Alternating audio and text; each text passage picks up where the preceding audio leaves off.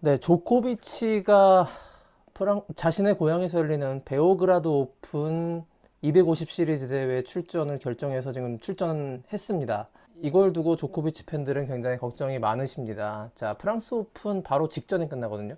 이 대회 기간이 5월 23일부터 5월 29일까지입니다. 결승전이 5월 29일에 끝난다는 것이고, 바로 이어지는 롤랑 가로스가 5월 30일부터이기 때문에요.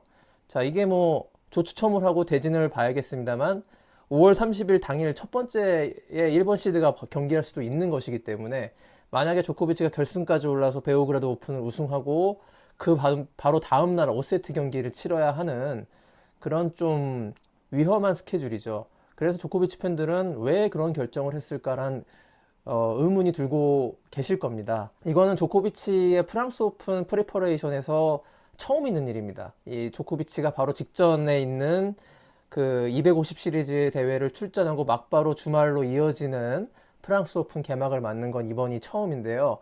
자, 조코비치는 여기에 대해서 인터뷰를 했어요. 자, 조코비치의 베오그라드 오픈의 목적은 바로 완벽하게 몸을 조율하는 것이다. 이렇게 인터뷰를 했는데요. 조코비치는 이렇게 얘기했습니다. I have been setting up everything to pick in Paris and here it's about match play and it's about working on certain specific details in my game that hopefully I will be able to tweak them and to make them perfectly tuned in Paris.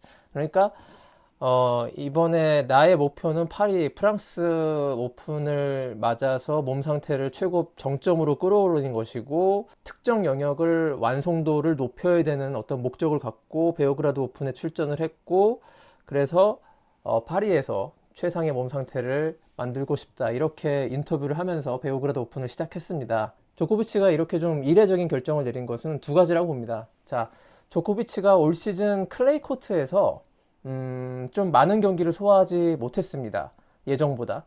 왜냐하면 몬테카를로 오픈에서 다니엘 에반스에게 조기 탈락하면서 뭐 16강 정도에서 탈락을 해버렸고요. 그 클레이 코트 준비가 안 됐다고 생각해서 훈련에 돌입을 하고 그 다음에 마드리드 오픈을 건너뛰었어요. 자, 마드리드 마스터스를 보통 조코비치가 가장 좋아하고 우승도 빈번하게 하는 그런 대회인데 그 실전 경험을 건너뛰고 바로 로마 오픈을 와서 결승까지 올라갔습니다. 많은 어떤 강적들과 풀세트 접전을 가면서 특히 결승에서 나달과 또 3세트 접전을 벌이면서 굉장히 자신의 테니스에 대해서 만족하고 로마를 떠났거든요. 자, 그럼에도 불구하고 조코비치는 아직 조금 더 실전 경험을 더 쌓는 것이 맞다라고 이번 프랑스 오픈 준비는 판단을 한 것 같아요. 자, 이렇게 보통의 그랜드슬램 우승을 목표로 하는 선수들은 자, 그랜드슬램이 대회가 있으면 바로 그 전주는 일주일이 좀 스케줄을 비워놓고 몸 만들기에 열중을 하는데 조코비치는 그런 선택을 하지 않고 이례적으로 바로 그 직전 일주일 대회를 쭉 이어가면서 훈련과 어떻게 보면 실전을 병행하는 그런 스케줄을 가져가면서 프랑스로 넘어가는 그런 스케줄을 선택했습니다. 자, 본인이 뭐 결과에 대한 책임은 져야 되는 것이고요. 그리고 이 선택이 그렇게까지 납득이 안 가는 것이 아닌 것은 왜냐면 보통의 프랑스 오픈과 로마 오픈의 사이는 일주일이 비는데 이번에는 프랑스 오픈이 코로나 팬데믹으로 인해서 대회를 일주일 연기시켰거든요. 그래서 2주일의 시간이 남습니다. 로마 오픈과 롤랑 가로스의 2주간의 14일 동안의 훈련 스케줄에서 몸을 어떤 리듬을 찾는다는 것보다는 여기에 한 번의 대회 참가를 통해서 실전을 섞어서 프랑스 파리에서 최상의 몸 상태를 끌어올리겠다. 이게 바로 조코비치의 새로운 전략인데요. 이게 통할지 안 통할지는 정말 뭐 결과만이 입증할 뿐인데 조코비치는 지금 메이저 18차례 우승을 차지를 했고 목표는 뚜렷합니다. 페더러, 나달이 갖고 있는 20번의 메이저 대회를 뛰어넘는 것인데요. 거기에 맞춰서 가장 최적의 준비를 하고 나올 것입니다. 그런 선택의 일환으로 베오그라드 오픈에 출전하는 것이고 무엇보다 자신의 고향에서 열리는 대회이기 때문에 세르비아 베오그라드에서 열리는 대회이기 때문에 편하게 임할 수 있고 이 대회의 어떤 대진을 살펴보면요.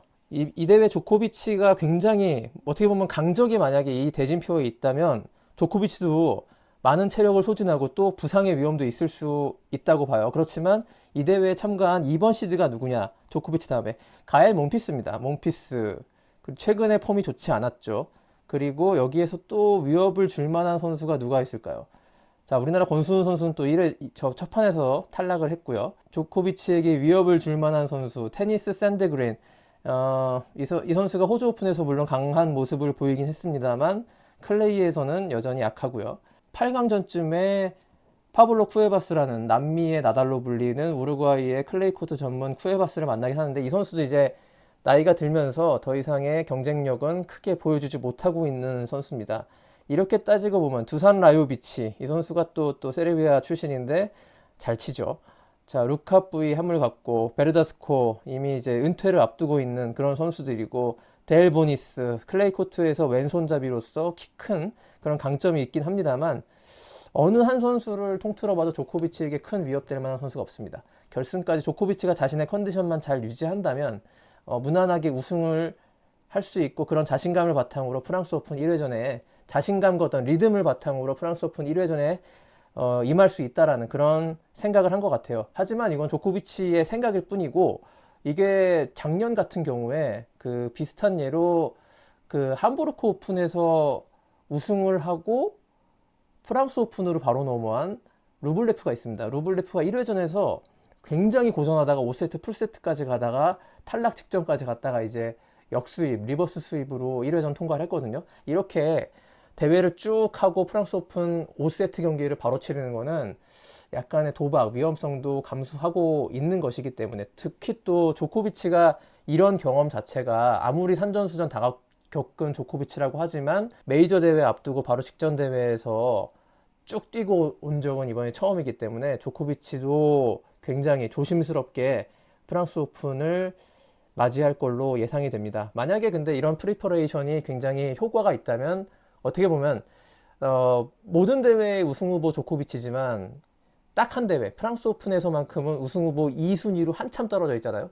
나달이란 큰 벽을 넘을 수 없는 어떤 지금의 상태에 있기 때문에 뭔가 something different, 다른 어떤 시도를 하고자 하는 조코비치의 노력이라고 좀 보여지고요. 이것이 만약에 잘 통한다면 적절한 휴식과 실전 경험을 바탕으로 프랑스 오픈에서의 어떤 기세를 이어갈 수 있다면 결승까지 올라서, 근데 이번에 나달이 만약에 대진표상으로 3번 시드이기 때문에 조코비치 섹션에 온다면 4강에서 먼저 대결할 수도 있거든요.